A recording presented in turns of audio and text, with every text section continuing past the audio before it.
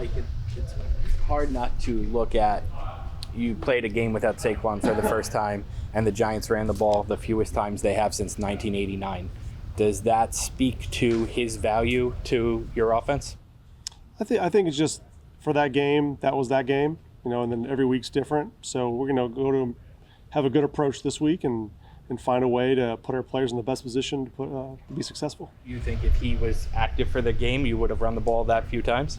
Well, don't want to, get into kind of the, guessing or anything like that, but, he wasn't, we didn't. So, this week's a new week. How did you land on Shane Lemieux starting that game, and was the thought process that went into that? That was just a collective decision there between myself, Dabes, Joe, Bobby, talking through all that, and thought that was the best thing for the offense. You talked a lot this offseason about how starting fast was like an emphasis. Obviously, that hasn't been the case. Why do you think it has been such a struggle? I think, we evaluate that every week, and just, those are things that we're looking to improve on. I mean, we talk about it, the schemes, the fundamentals, the techniques, the sequencing and those things. And so we evaluate that, and we're really, really critical of that as an offensive staff, as players, as coaches, collectively. So, we want to have an emphasis of that. We obviously want to start a lot faster. And so that's what we're working this week to do. Mike, Dave said earlier in the week that Marcus was going to stay at right guard. What are you guys seeing from him? What do you like so far? He's done a nice job for a young player. He's come in and he's played physical. I think he has a nice calm demeanor about him, and he's got some poise. And he's a big, strong, physical kid. And that's, he has all the tools. And so as a young player, learning and developing and growing, I think you're seeing him getting better each and every week. Mike, if I could go back to Saquon for a minute. We didn't talk to you last week. Against the Cardinals, he played every single snap in the game before he got hurt. Seems pretty rare in today's NFL. How much of a luxury is that, and why is he able to do that? I think that's just the type of player he is. He never wants to come out of the game. He's a competitor. That's what we love about him. And I think when you have guys like that, which we have a lot, those guys want to be in the mix, and they want to be involved, and they want the ball. And like, as an offensive coordinator, that's what you want. You want players like that, and Saquon's definitely one of those. Mike, did Brian Daboll get any more involved in the play calling at halftime, the second half of Arizona? Or no, our process has been the same. Mm-hmm. Do you resent the suggestion or our observations of that it looked like he was more involved? Like, you guys are doing your job. You guys are trying to ask questions. I don't resent that at all. It's a fair question, but process has been the same. Mike, what then would you say to the people who say he had to? Sorry, say that again. What would you say then to the people that what they were looking at was he had a sheet, right, in the second half of that game.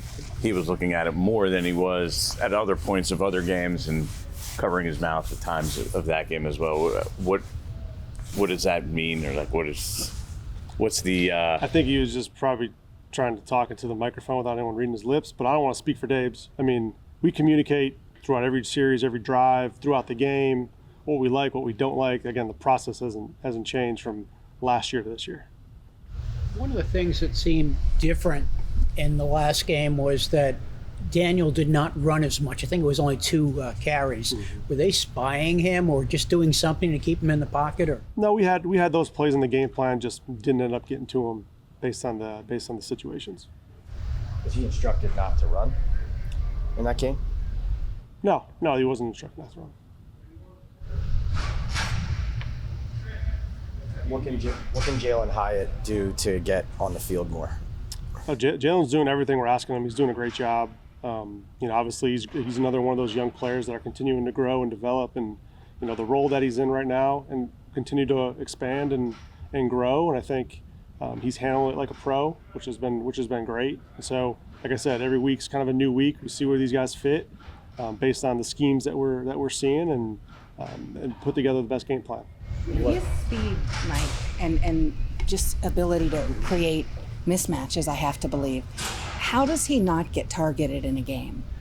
Yeah, that's a great question. I think on offense, there's 11-man operation, there's one football, and I think there's certain, obviously you want to get players involved as much as you possibly can, but you have to make sure that you have certain things set up for certain plays, situations come up. So I think we want to give everyone the ball, absolutely. There's one football, right? And so at the end of the day, you gotta understand that, like, we're working to improve in that area and get everyone involved in the offense. Did you have situations the other night where he was where you were designing plays for him and the ball just didn't get there? Yeah, I think, whenever those guys are on the field and based on the scheme or concept, whether he's running a short route, a deep route, intermediate route, I mean, those are all kind of designed, and it has to build into what defense you're seeing, the progression, the protection. Are you hot? Are you not? So there's a lot of aspects that kind of go into it on where the ball could go on a given play, whether it's versus man, versus zone. So there's a lot of things that, the quarterback and the offense has to work through to be able to make that happen. And so I think, you saw the one big shot in Arizona where we took advantage of an opportunity. And then there's other times where, maybe it doesn't go the way that you anticipate. With the Niners pass rush, did that play a role where, it seems like Jalen's specialty is go deep, run down the field, but the quarterback's got to hold the ball to let him get down the field. So with how quick they get to the quarterback, did that play a role?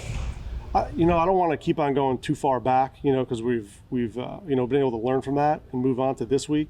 So I think that's probably what the most important thing is, that we just grow and learn from the wins, the losses, and all that, and build it for this week's practice. This is going to be probably going backwards again, but is there anything you can, Mike, is there anything that you can pinpoint simply to why the offense looked so different in those 2 quarters against Arizona than it has the other 10 quarters of the season? I would say that, those are things that we were building on, we're working on all week, and you finally get an opportunity, we make a play, we let it happen downfield, and then that kind of sparks something, right? So that happens all throughout the entire season, all throughout the game, where you get a play, it sparks something, then you kind of get on a roll and you're grooving. Then sometimes something doesn't happen, and you gotta find a way to kind of get out of that rut. So there's things that we're doing, and that's why guys had a great week of practice so far. We're going to keep on working on it, keep on bringing energy and enthusiasm, and I'm excited about the guys and how they approached it yesterday. Looking forward, if you look at the numbers, they say throw the ball against Seattle. Is that legitimate? I think you look at it, you want to have a diverse game plan, run and pass, and I think our players are prepared to do both. So that's one thing we're excited about and looking forward to work on. Mike, Sterling Shepard doesn't seem content with his role. Would you have any answer to that or I don't want to speak for for him? Shep, but he's doing a great job. He's been a pro. He comes to practice every day and he works. He's a great teammate, and every week everyone develops their role for the offense and how they're going to be used. So that's what we're working on this week. Generally speaking, when a player talks to the media in those terms, do you approach the player for a dialogue at all? Yeah, me and Shep have a great relationship. We talk. I think he understands where we're at, and I think when if you're a competitor, which is what we want, which is what we love, and you're not playing, it's kind of the opposite side of it. Then you want to play. Those are the kind of players I want to be around. Guys who want to play, who want to be out there and help their team win. And Shep's one of those guys.